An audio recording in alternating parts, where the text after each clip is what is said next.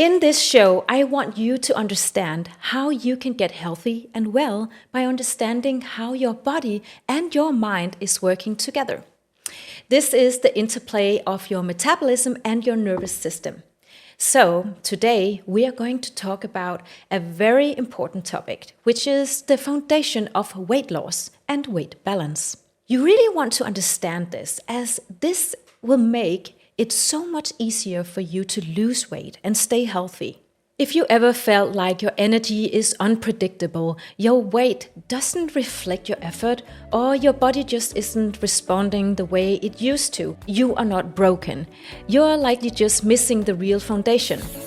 Hello, lovely people, and welcome to the Reset Lab podcast, where we blend science with practical tools and advice to help you lower stress, sleep better, and build resilience in your life so you can live healthier and more in tune with the life that you want.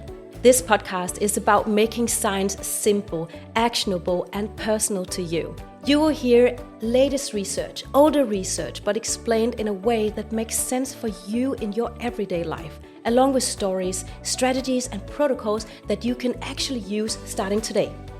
I am Susanna Søberg, a metabolic scientist from Copenhagen University in Denmark. I am also the founder of Søberg Institute and Thermalist, and I am the author of Winter Swimming, the first science-backed book on cold and heat exposure. Thank you for tuning in today. Let's get started. Today, we will start where it all begins, with your metabolism. What it is, what it isn't, and why so many of us are misunderstanding it. Once you see what metabolism actually is, you can finally make sense of what works and what never will. And that's the problem, right? It doesn't really work. Whatever you're doing, you feel stuck. So this is because you don't have the fundamentals in place. First, let's look at the signs that your metabolism is struggling. So here are the 6 signs that your metabolism isn't working well. 1. You wake up tired, even after 8 hours of sleep. You feel cold, sluggish, or mentally foggy. You crave sugar or carbs all the time. You crash in the afternoon. You feel anxious when you are hungry. You gain weight easily and you can't lose it again. So no matter what you do, it doesn't work. These are the signs your body is in energy survival mode, inflamed, burning sugar inefficiently, and blocked from accessing stored fat. How do we change that? That is what we will learn in this episode. So let's now go into chapter 2. What metabolism actually is, and why so many people misunderstand it. Metabolism is not just how fast you burn calories. It's everything your body does to stay alive. Every cell is doing its work, breaking things down, building things up, keeping your energy flowing in your body. Metabolism is the sum of all those chemical reactions. Think of it like your body's internal engine. It runs on fuel. Everything you eat and everything you drink, your body takes that fuel, mixes it with oxygen, and turns it into energy. And that energy powers absolutely everything in your body. Your heartbeat, your brain, your digestion, your ability to even think or move, recovery even. Even your mood is also affected. When that engine slows down, everything feels off. That's what we want to fix, actually. But we need to understand this balance even further to be able to fix it. And when I say balance, imagine an old-fashioned weight scale. On one side, it's catabolism, breaking things down for energy, and on the other side is anabolism, building things up when your body is healthy. When you're healthy, the seesaw moves smoothly. Your body knows when to rest and when to repair, when to fuel and when to burn energy. But when you are stressed, undernourished, inflamed, or sleep deprived, the weight scale gets stuck. It can't move. And that's when symptoms show up. So as you can hear, there are 2 main parts to metabolism. There is catabolism. This is the breakdown process in your body. Your body breaks down food, fat, or sugar to make energy. Anabolism, this is the build-up and repair process. Your body uses nutrients to rebuild cells, store energy, and grow. You need both actually, but here's the key. It's not about how fast you burn the calories, which many people think metabolism is. People often say, I have a fast metabolism, or my metabolism is stuck, or it's slow, but that's oversimplifying what metabolism actually does. The speed of energy burn is just one small part of it. What really matters is this: how well your body balances building up and breaking down energy, how flexible it is in switching between fuel sources like sugar and fat, how stable your energy is and your mood, and throughout the day even. So metabolism isn't fixed. It responds to how you live, how you eat, sleep, move, and recover. That's what shapes what's called metabolic flexibility. So just remember, it's about balance and flexibility. But what does that even mean? I want you to understand that so you can take control of your health. Before we continue, I want to thank our sponsor of the Reset Lab podcast, Filter Optics. Their blue light blocking glasses have really made a difference for my stress level and my sleep. One of the biggest enemies of good sleep is light at the wrong time, especially blue light from screens. At night, blue light tricks your brain into thinking it's still daytime. That keeps cortisol high and delays melatonin production, which your body needs to get into that deep restorative sleep. That's why I use filter optic glasses, and I've used them for several years now. They've created two simple tools: daytime glasses, which filter just the right amount of blue light so that you can protect your eyes from the harmful blue light from screens. Perfect if you spend hours at the computer, which I do. Nighttime glasses, which blocks blue light completely. When I put those on in the evening, it's like giving my brain permission to just wind down. Melatonin rises naturally, cortisol drops, and I feel ready to go to bed. And there is some great science behind it.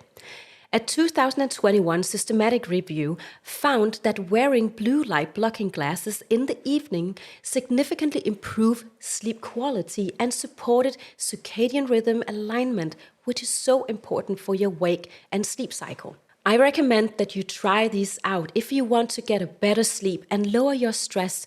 Try Filter Optics. I'll link to them in the description and give you 15% off with my code. It's a small change, but it makes a big difference. Let's move into chapter 3, where I want you to understand metabolic flexibility, a term that I hope will help you understand your body much better. Metabolic flexibility is your body's ability to switch between using sugar and fat as fuel. That's how our ancestors survived. They could eat, fast, move, sleep, and their metabolism adapted to the moment, the circumstances they lived under. But today, most of us are stuck in sugar-burning mode. Why? Because food is always available to us. We snack constantly. We've built a fear around hunger. And when we avoid hunger all the time, our body forgets how to burn fat. We just keep building fat storage without ever using it, actually.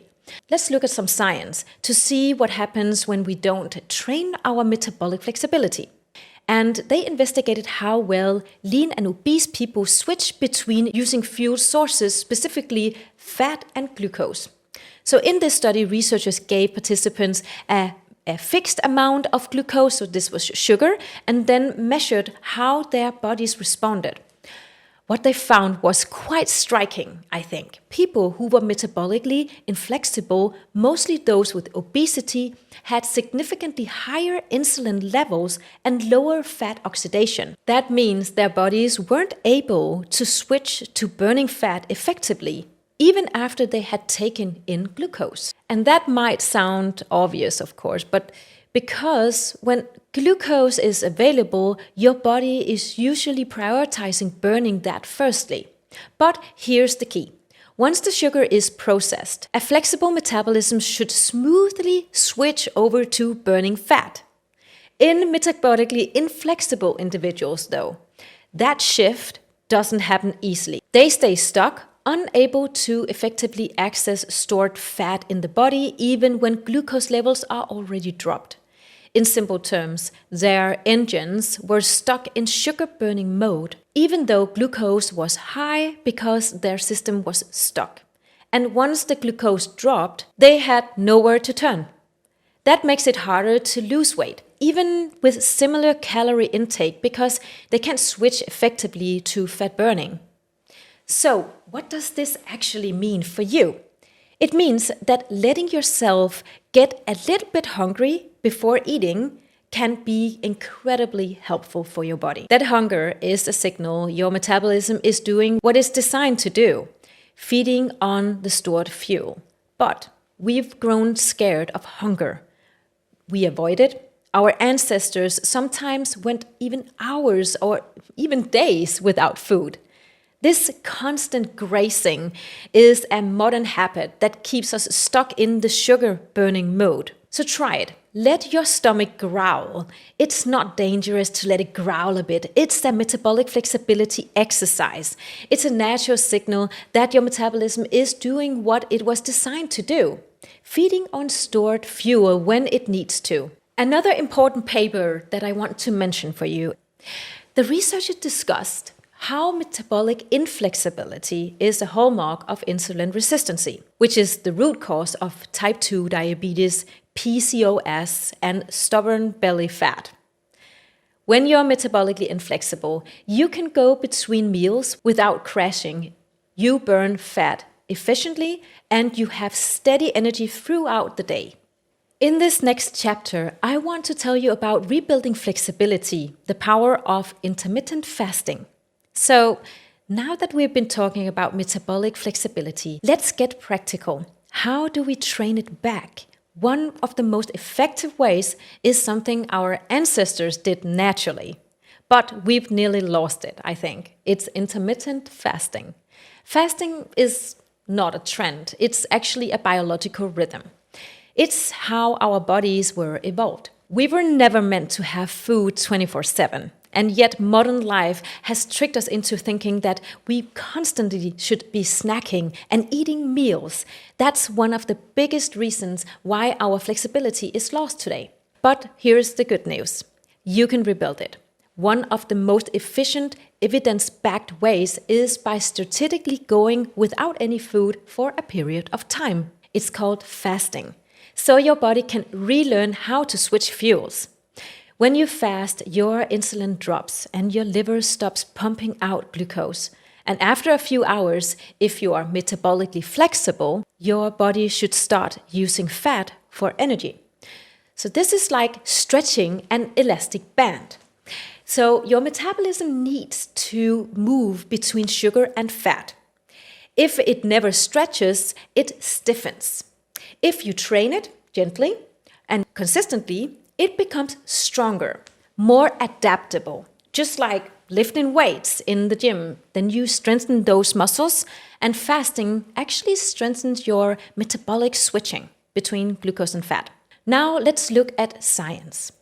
A study from 2021 from the University of Copenhagen showed that intermittent fasting significantly improved insulin sensitivity and markers of fat oxidation, meaning fat burning, in overweight adults, even without any weight loss. So that's important. It means that metabolic benefits happens before you even can see it on the scale. Fascinating. Fasting improves how your cells handle energy, helping them restore that flexible switching between the fuels. Did you know that your metabolism follows a daily rhythm even? Just like your sleep does.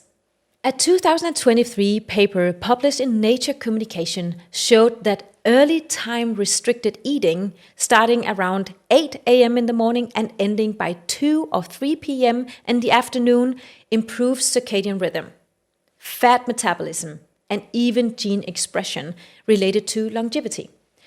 So this shows that fasting isn't just about eating less, it's also about when you eat and how that timing trains your metabolism.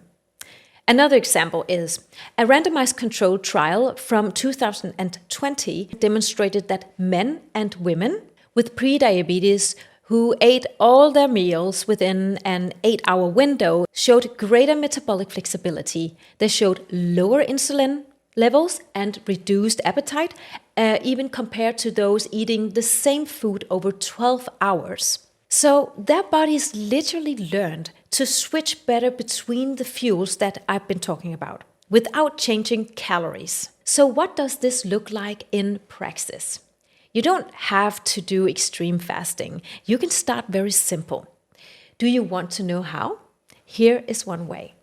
Finish your dinner by 7 p.m. in the evening and eat your breakfast at 9 a.m. That gives you an 14-hour overnight fast, something our metabolism was built for. When you do this 3 to 5 times a week, your body becomes adapted to it. You feel less hungry, you get more energy in the morning, and your metabolism learns to stretch again. But remember, this isn't a starvation game, so no competition. It's a training method. Just like lifting weights strengthens muscles, fasting strengthens your metabolic switching. And if you are a woman in midlife, maybe, your body may need gentle cycles, maybe 12 to 14 hours of fasting instead of those 16 hours. And on days where you are active or even menstruating, you might eat more regularly, and that's simply okay and normal. You're just responding according to your biology. So think of that. Think of it this way. Intermittent fasting is your daily flexibility workout. You don't need to push your body too much. Just give it a chance to do what it was designed to do. Just eat, rest, hunt your food, try to hunt your food, and rest, meaning let your body have a window of no food. So that's the key. So let's move to chapter 4. In this chapter, I want to clear out a misunderstanding about metabolism. It's all genetics, some people say, but that's not the full story. Your current state of metabolic flexibility is not fixed. It's not fate even. It's just none of that. Sure, your genetics matters, but choices have a huge impact. So, does metabolism actually slows down with age? I get this question quite a lot, actually all the time.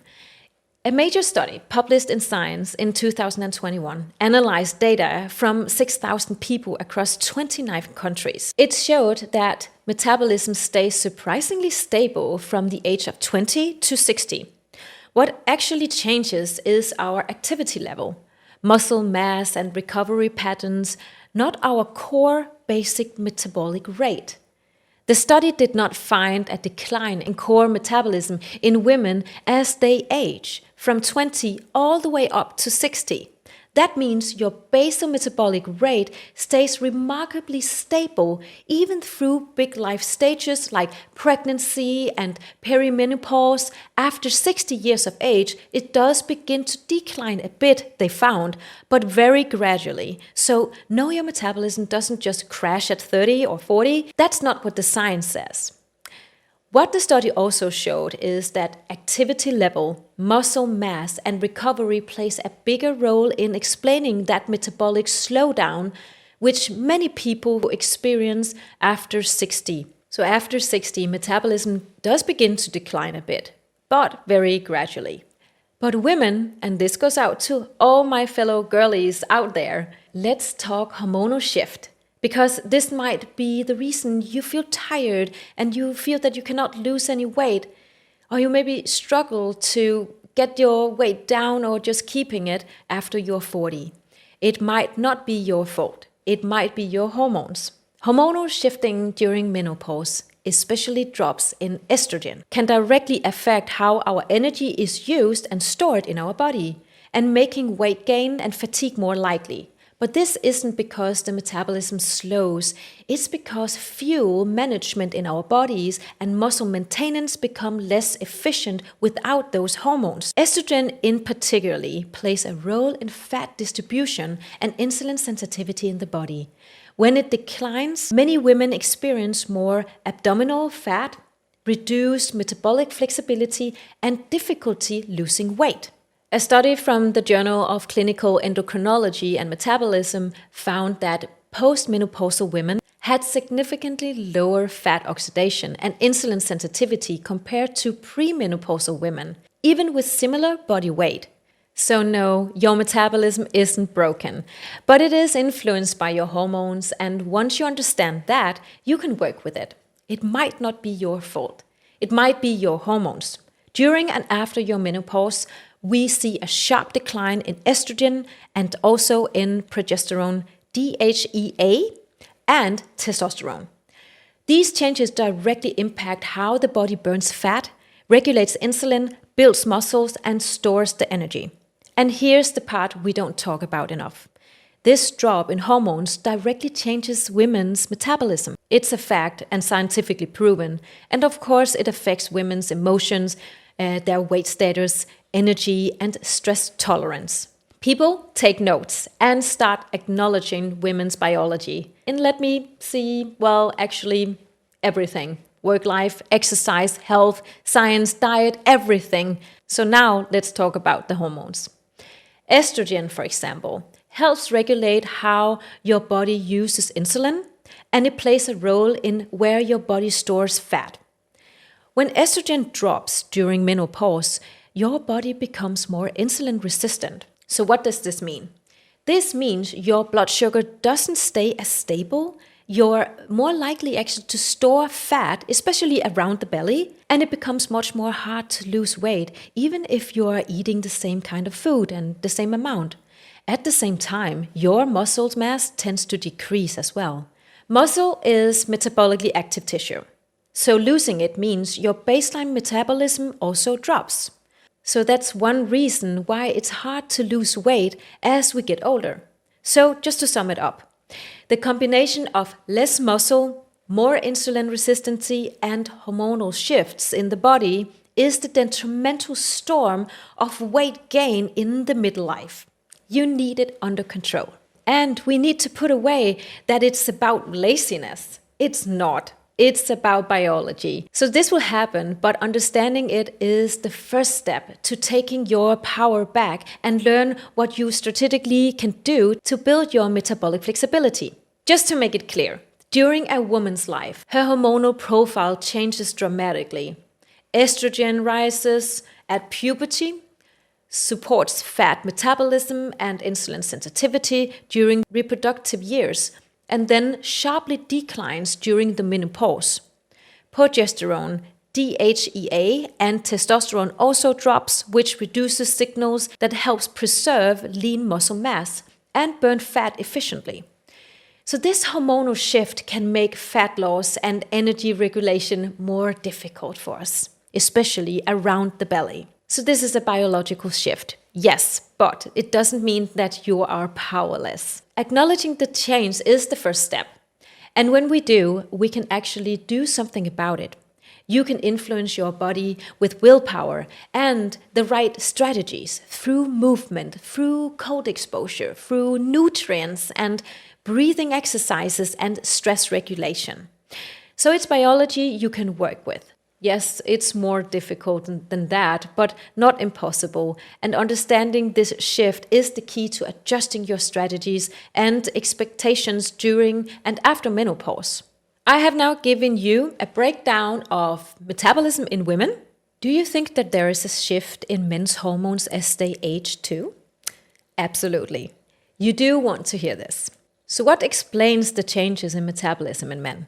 Just like in women, the decline in activity level, muscle mass, and recovery ability are the biggest, you can say, contributors.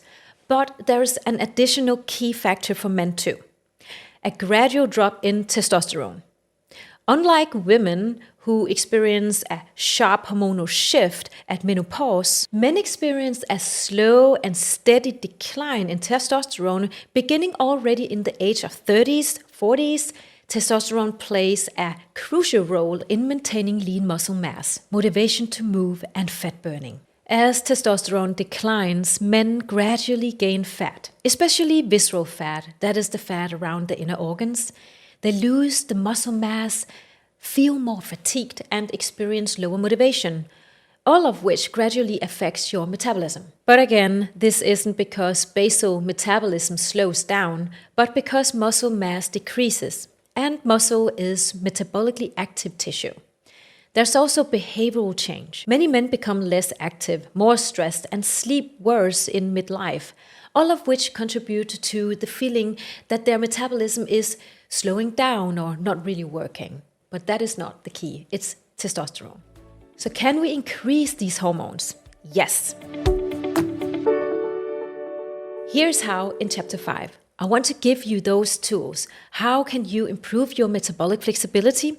Can we actually influence our hormones during or after menopause? Yes. I've learned the hard way that late night screen time destroys my sleep. Blue light keeps cortisol high and blocks melatonin production from doing its job, which is help me sleep. That is when I turned to the blue light blocking glasses. Now I use the daytime pair from Filter Optics when I'm working at my computer, and then I switched to the nighttime glasses in the evening. The difference in my stress and sleep has been huge. And it's not just me. The science is really clear. In 2021, a systematic review by Hester and colleagues looked at 29 studies, including 16 randomized controlled trials. They found strong evidence that wearing blue light blocking glasses in the evening helps people fall asleep faster, especially for those with insomnia, jet lag, and shift work.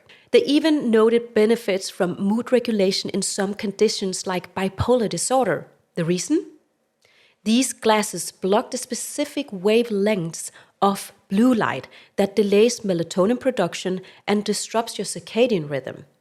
So, if you're serious about improving your sleep and lowering your stress level, I can honestly recommend Filter Optics. You will find a link in the description to get 15% off with the code SUPER. Or just go to filteroptics.com and use the code there.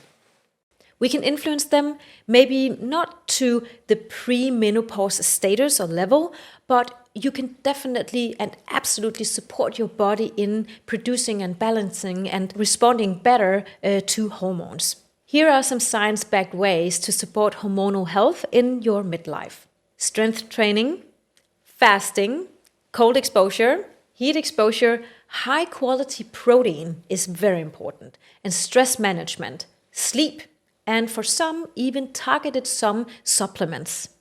So these 8 strategies improve your metabolic flexibility and energy regulation. If you're interested in the protocols of all these 8 ways to increase metabolic flexibility, you can get my guide. You can see how in the description below. So no, you shouldn't just accept this decline in hormones, but acknowledge the biological shift that happens and then do something about it. With some smart daily choices and some consistency, you can reclaim your vitality and hormonal strength. With the right strategies and some willpower, you can actually increase your hormonal strength and increase your metabolic flexibility and reclaim your vitality. Let me tell you a story, one that I think many of you can relate to. A few years ago, I met a woman during one of my workshops. She was in her mid-40s, a mother of 2, and had spent years doing, everything right and eating healthy and exercising, and she was doing good. She even meditated. And yet she felt totally broken in her body, tired all the time, gaining weight for no reason, and she could not figure it out. She was feeling like she was losing herself. She said, "I think my body has given up on me." That conversation was years ago now, but I remember it so well because I have seen the same pattern again and again, not just in research papers, but in the lives of real people. And then I realized it's not that we are broken, it's that we've never been taught how metabolism really works, especially in midlife. That woman wasn't alone. And if you ever felt like her, you are not alone either. That's why I started this show. To give you the science, the tools, and the truth. So you can take back control of your energy and your body and your life and your confidence. This show is your space to understand what's really happening in your body and what you can do about it. This show's really only exist to empower you, to give you the tool to thrive in your life. You don't have to wait until you get sick to take care of yourself. And if you're already sick, there is a way back. And I'll do my best to guide you. It's possible. You should believe in yourself. I believe in you. Otherwise, I wouldn't be speaking here directly to you. So change your mind right now. If you're feeling stuck, try one thing and then the next. Before you know it, you are back on track and you start to see the results and feel the results even. This is so important. I want you to make me a promise. Try these tools out and then come back to me and tell me how it went, how you felt. What did it change for you? I really want to know. There is so much we can do. Promise me right now that you will try something. I cannot wait to hear how you feel a change in your metabolism, in your body, how this affects your sleep and your energy level. I can promise you, whether you are a man or a woman, these tools will help you. Oh my gosh, if you only knew what's possible. I learned by doing and knowing, so you can too. I will teach you more in all the coming episodes. Your metabolism is not broken, I can promise you that. It's waiting for the right inputs. It's life-changing. So go on and try some of these tools out. Exercise, cold, heat, breath work. Prioritize sleep to lower your stress levels. Breath work. I'll give you more details, directions later, but don't wait. Just get started and learn along the way. I'll give you something to get started even. There are free resources in the description of this episode, so don't wait, just start and come and tell me how it goes. First one is the Metabolic Flexibility Guide. It's an 8-step guide with practical and easy steps to follow. This is my help to you to get started. Second is my free Thermalist e-magazine with articles that will give you all of the whys and the hows on lowering stress, which is key to improve your metabolic flexibility. And thirdly, I have also put my one-pager, 10 hacks on how to improve your metabolic flexibility. It's cold exposure is one of them, one of my favorite ones, as you probably know. But I have 9 more to follow, and I promise you this is not so difficult. You can just download these and get started tomorrow, one step at a time. Let me know how it goes. Don't forget that. Thank you for watching and listening. I'll see you next time on the Dr. Soberg Show.